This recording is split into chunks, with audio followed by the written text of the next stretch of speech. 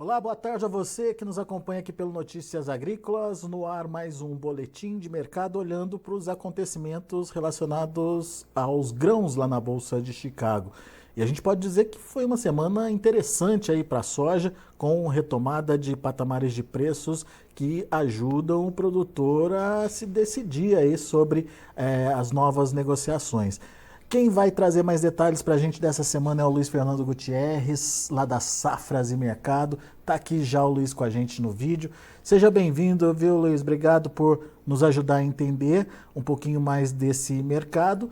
Numa semana, como eu disse, interessante para os preços de recuperação das cotações lá na Bolsa de Chicago, quando a gente olha principalmente a soja. Hoje, por exemplo, mais um dia de alta expressiva de 20 pontos aí, em torno de 20 pontos nos principais vencimentos. E te pergunto, quais os motivos para essa reação nessa sexta-feira, Luiz? E como é que você está vendo essa variação ao longo da semana? Boa tarde, Alex. Boa tarde a todos. Obrigado pelo convite mais uma vez. Exatamente, Alex. Uma semana mais positiva, né? Principalmente a sessão de hoje. A gente viu uma sessão bem interessante de recuperação. O mercado voltando a trabalhar na posição spot aí acima de 13,50, né? E ganhando força também com os contratos de safra nova. Assim, a gente tem um pouco de cada fator, digamos assim, nessa semana, tá? A gente tem ainda, inicialmente, né, um fator de suporte que é o relatório do USDA, né, que foi um relatório altista, por mais que o mercado pós-relatório não tenha esboçado uma grande reação. Se a gente analisar os números friamente, são números altistas, né, com corte de produção, corte de estoque. Tem alguma questão que incomoda, por exemplo, como corte de exportação, que o mercado não gostou muito. A possibilidade de super safra aqui na América do Sul no ano que vem também é algo que segura um pouquinho. Mas para o curto prazo é um relatório altista, sim, com corte de produção e de estoques. Então tem um pouco disso, tem um pouco da questão climática. Agora, mais para o final da semana, os mapas começaram a mudar para os próximos dias, né? Então, os próximos 7 dias nos Estados Unidos vão ser dias um pouco mais secos, né? Com menor umidade nos principais estados produtores. Então, isso né, traz algum suporte também.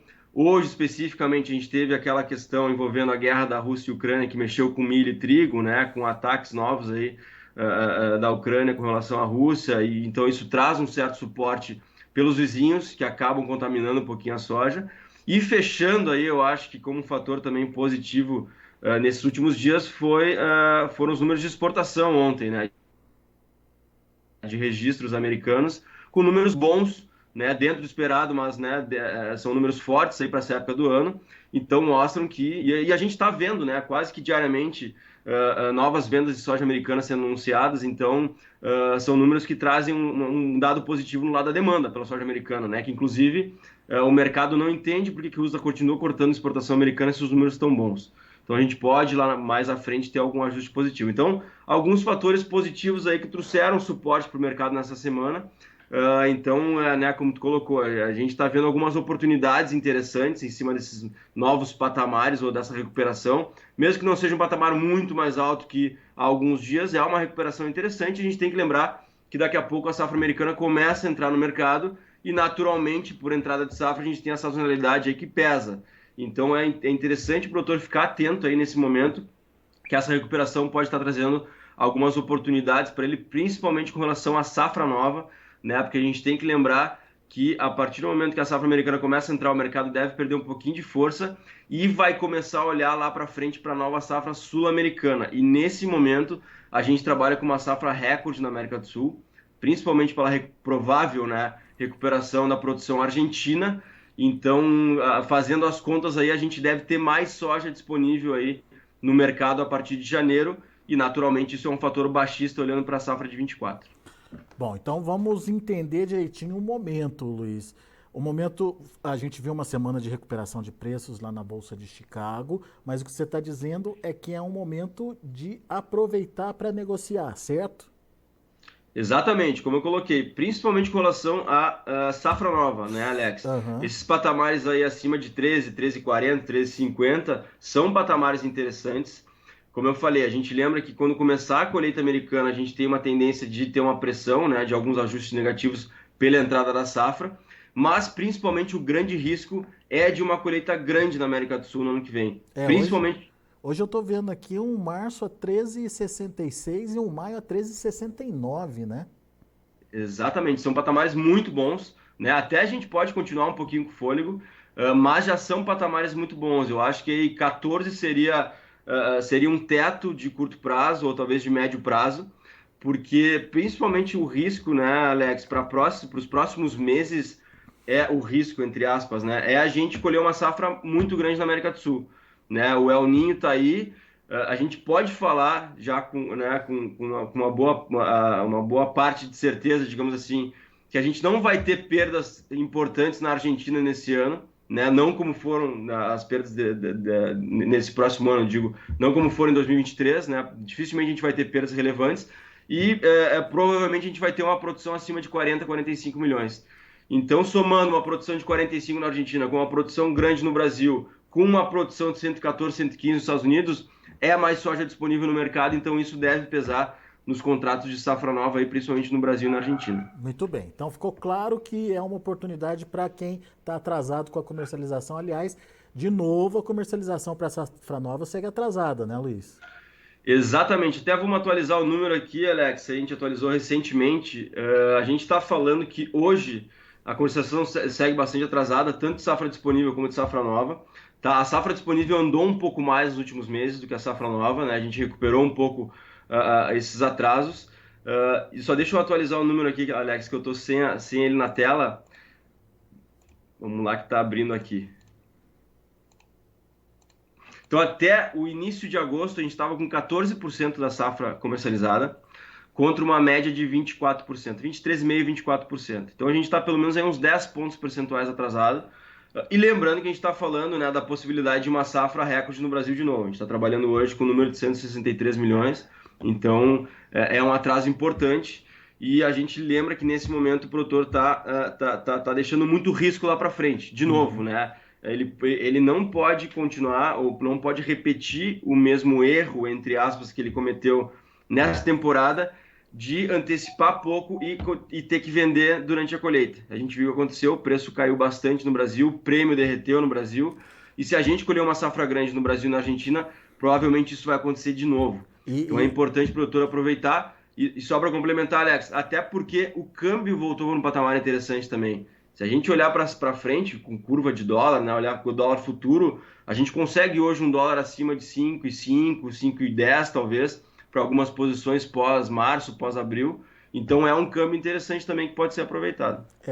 E só lembrando, né, Luiz, na chegada da safra desse ano, teve, além da concentração de oferta, teve aumento no custo logístico, teve problema para embarcar essa soja porque concentrou tudo lá nos portos.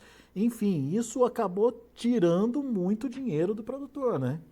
Exatamente, e a gente pode ver esse cenário se repetir, né? E a gente está agora, por exemplo, com uma colheita recorde de safrinha, a gente ainda tem um atraso de comercialização de soja, então a gente pode ter novos problemas logísticos mais à frente, de novo, com a entrada da nova safra, e o produtor, para fugir disso, eu acho que pode aproveitar esse momento aí para antecipar um pouco suas vendas. Legal.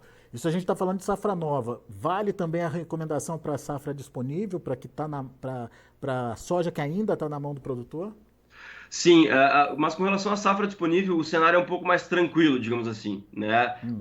Dificilmente a gente vai ver uma grande queda de preço agora nas próximas semanas, né? Porque a gente tem um cenário mais positivo com relação a prêmio, né? À medida que a gente vai caminhando para o final do ano, os prêmios começam a ficar mais firmes, porque a gente tem uma oferta disponível menor, embora a gente, né, tem que lembrar que a gente vai ter um estoque de passagem maior nesse ano, né? Então é importante o produtor ficar atento, a gente tem um timing aí para vender essa soja disponível. Eu acho que a gente pode falar que o timing é até final de outubro, talvez, para pegar uma ascendência de prêmio, porque a partir de novembro, dezembro, com, né, a aproximação do final de ano, a gente começa a ter aquelas paradas de final de ano das indústrias, né, a pauta de exportação cai também, naturalmente, pela entrada da safra americana, então acaba tirando um pouquinho de força dos prêmios.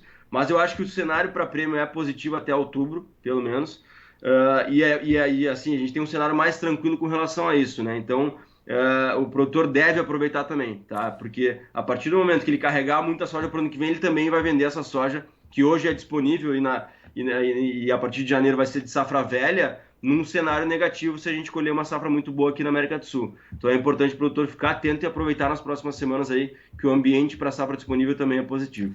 Mas em termos de safra disponível, o produtor tem aproveitado bem, né, Luiz? Tanto que a gente tem quase garantido, acho que dá para dizer isso, o recorde de exportação de novo.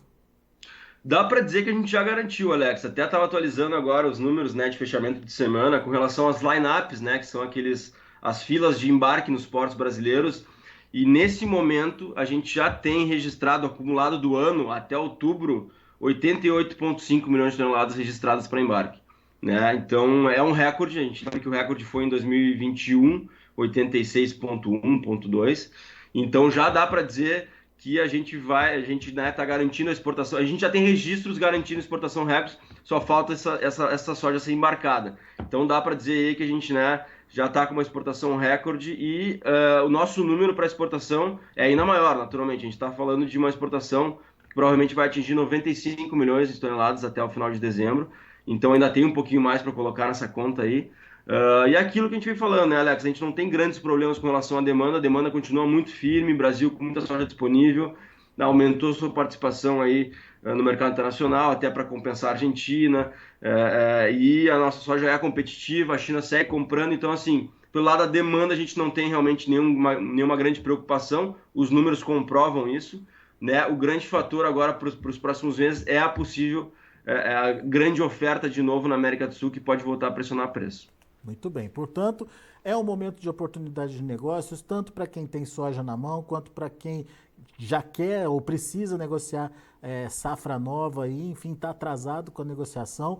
Esse é um momento bastante interessante, seja por conta dos bons preços lá em Chicago, seja por conta dos prêmios, enfim, nesse restinho de ano aí, prêmios já viraram para o lado positivo da tabela, e seja até por conta de um câmbio mais perto dos $5 por 5 dólares, mais Cinco perto dos reais. R$ 5, aqui que a gente já está vendo acontecer, né, Luiz? Coisa que 2 semanas atrás estava longe disso, né? Exatamente, é um ponto interessante esse, né, Alex? Que complementa esse cenário positivo aí, porque a gente não vinha com o câmbio trabalhando próximo de 5, estava muito mais próximo de 4,80, 4,70, deu uma respirada agora, e como eu falei, se a gente olhar para a safra nova, a gente consegue ver câmbio a 5,5, 5,10, dependendo da posição, então é um câmbio muito interessante, porque de uma forma geral a gente ainda tem um ambiente um pouquinho mais negativo para câmbio. Então, quando o câmbio toca em 5 ou se aproxima disso, é uma oportunidade que a gente entende que pode ser aproveitada. Legal. Muito bom, muito boa análise. Luiz Fernando Gutierrez, obrigado, meu amigo, mais uma vez por estar aqui com a gente, atualizando esse mercado e atualizando os cenários possíveis aí de precificação. Volte sempre. Obrigado, Alex. Um abraço. Até a próxima. Valeu, até a próxima.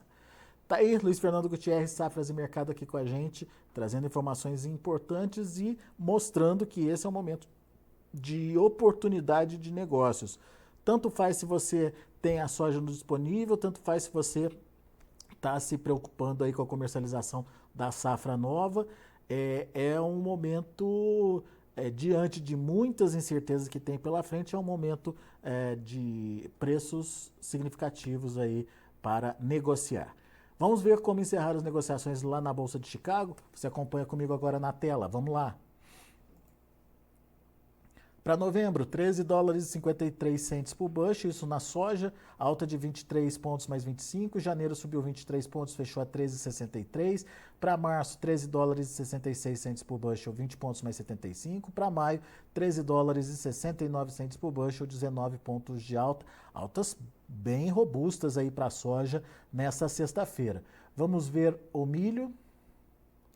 Para setembro, 4 dólares e 79 centes por bushel, 6 pontos e meio de alta. Para dezembro, 4 dólares e 93 centes por bushel, 7,25 de elevação. Para março de 24, 5 dólares e 6 centes por bushel, subindo 6 pontos mais 75. E maio, 5 dólares e 14 centes por bushel, 6 pontos mais 25 de alta. E para finalizar, temos o trigo. Trigo subiu bem também, setembro 6 dólares e 13 centes por bushel, 23 pontos mais 75, dezembro 6,39, 23 pontos mais 75 também de alta, março 6,62, 6 dólares e 62 centes por bushel, 22 de alta e maio 6 dólares e 77 centes por bushel, 20 pontos mais 75 de elevação. São os números de hoje do mercado de grãos lá na Bolsa de Chicago. A gente vai ficando por aqui. Agradeço muito a sua atenção e a sua audiência. Daqui a pouquinho tem mais informações, outros destaques sendo colocados, sendo trazidos para você aqui no Notícias Agrícolas. Continue com a gente.